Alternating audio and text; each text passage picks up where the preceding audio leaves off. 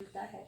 तो हम लोग गोपिका नहीं बन पाएंगे, ऐसा हमारा अपने अंदर विचार भी नहीं लाना, क्योंकि अभी कहा है कि विश्वास होना चाहिए। अगर आपका विश्वास है तो आपका व्यक्तित्व जैसा होगा, आपके व्यक्तित्व में है कि हम गोपी बनेंगे, आपके अंदर ये विश्वास है, आपके अंदर ये दृढ़ता है। अगर आप कह रहे हो कि हम गोपी बनेंगे, हमारे में दृढ़ता है, तो अगर उस दृढ़ विश्वास के साथ आप बढ़ते चले जाओगे तो भगवान आपकी उस कामना को पूर्ण करेंगे। ऐसा हो नहीं सकता कि भगवान आपकी कामना को पूर्ण ना करें।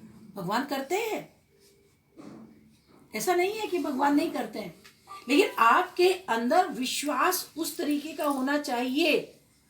हमें प्रभु आपको प्राप्त करना है, हमें प्रभु आपके श्री चरणों की दासी बनना है, उसके लिए बहुत कठिन तपस्या करनी पड़ती है भाई। आप एक संसार में एक आईएएस एक पीसीएस बनने के लिए 18 घंटे पढ़ते हैं, एक सिविल पोस्ट के लिए 18 घंटे पढ़ते हैं। पढ़ने के बाद कितना कंपटीशन होता है, उस कंपटीशन को देने के लिए पढ़ते हैं। पढ़ने के बाद फिर कहीं 1-2 नंबर से रह जाता है, आपको कितना दुख लगता है कि मैंने इतना जीवन अपना लगाया, 18 19 घंटे पढ़ा, 2 घंटे सोए, खाना नहीं खाए, कुछ नहीं किए, कहीं गए नहीं, कहीं आए नहीं, और उसमें पढ़ाई में लगे हैं, रह गया। फिर मेहनत करेंगे, हारिए ना हिम्मत बिसारिए ना राम, फिर हिम्मत करें, अटेम्प्ट कर लेते हैं, पास हो जाते हैं। हम क्या करते हैं भगवान को प्राप्त करने के लिए? हमारे अंदर कौन सी ऐसी दृढ़ता है, दृढ़ विश्वास है कि नहीं हमें ये करना है? कभी आप इस तरह से दृढ़ हुए? कभी भगवान के लिए एकदम जागरूक हुए हो कि नहीं मुझे संसार के लिए तो तब एकदम गोली बंदूक की तरह भागते रहते हो, ये करना, आज ये ऐसे ही लगे रहते हो? तो लेकिन भगवान के लिए कभी ये जिस दिन आस्था जाग जाएगी तो आप कहाँ के कहाँ हो जाओगे। यही जीवन है प्यारे, यही मनुष्य का लक्ष्य, यही जीवन है। आप इसको लेना चाहो तो लो, और नहीं तो फिर 84 के फेरे में आओगे, और जब 84 के फेरे में आओगे तब तुम्हें याद आएगा, तब तुम्हें कोई भी बचाने वाला नहीं मिलेगा। याद रखना,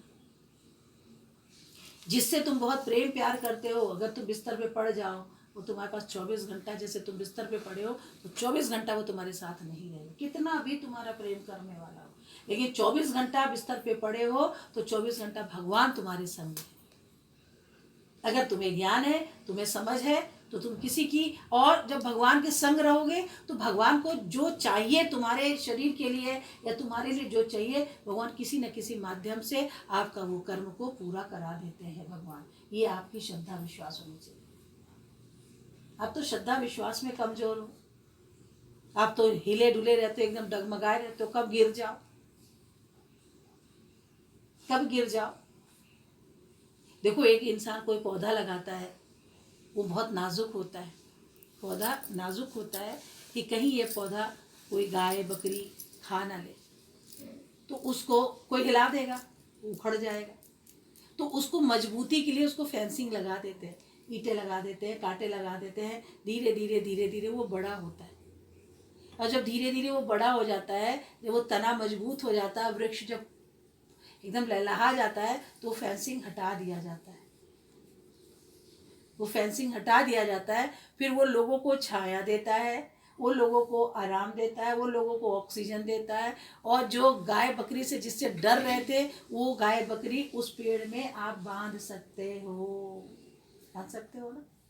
ऐसे ही हम लोग भी, अभी हम लोग तितर बितर हो जाएंगे, अभी हम लोगों के भगवान नाम की फेंसिंग होनी चाहिए हर तरफ, क्योंकि ये संसार है, कभी इधर घसीट लेगा कभी इधर। तो ज्ञान की हम लोगों के पास फेंसिंग होनी चाहिए, भगवान के नाम की, सत्संग के नाम की, हरि गुरु के नाम की, उसमें उनके सानिध्य में हम रहे कि कोई हमको घसीट ना पाए, कोई हमको कर ना पाए। फिर एक स्टेज जब आएगी, जब आप ज्ञान में सत्संग में आके मजबूत हो जाएंगे और आप लोगों को देने वाले बन जाएंगे, यानी फल देने वाले बन जाएंगे, तो उस जगह से आप, वो तो ज्ञान आप में समाहित हो गया ना, तो आप सबको फिर दे सकते हैं आराम से।